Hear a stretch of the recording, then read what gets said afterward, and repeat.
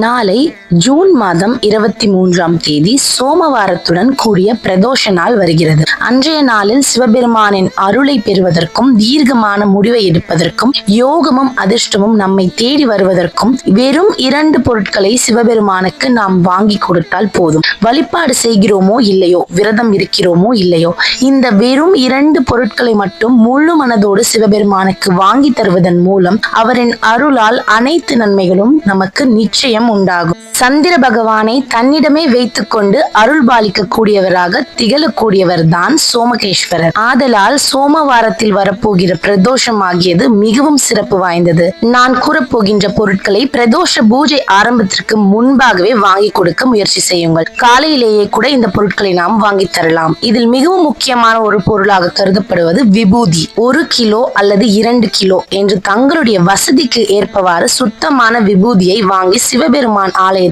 சிவபெருமானுக்கு அபிஷேகம் செய்வதற்காக தர வேண்டும். மற்றொரு பொருள், பிரதோஷ நேரத்திலோ அல்லது பிரதோஷ நேரம் முடிந்த பிறகோ வில்வ இலைகளை வாங்கி கொடுத்து சிவபெருமானை வழிபாடு செய்யும் பொழுது நம்முடைய மனம் தொடர்பான அனைத்து பிரச்சனைகளும் தீரும். மேலும் நாம் செய்யக்கூடிய செயல்கள் சிறப்பாக நடைபெறுவதோடு நம்மை தேடி யோகமும் அதிர்ஷ்டமும் வந்து சேரும். நாளைய சோமவார பிரதோஷ காலத்தில் நான் கூறிய எளிமையான வழிபாட்டு முறைகளை செய்து சிவபெருமான அருளை பெறுங்கள். மேலும் இது போன்ற ஆன்மீக செய்திகளுக்கும் தெளிவான பதிவுகளுக்கும் இதிகாச கதைகளுக்கும் எளிமையான ஸ்லோக விளக்கங்களுக்கும் நம்மளுடைய சேனலை மறக்காம சப்ஸ்கிரைப் பண்ணிடுங்க.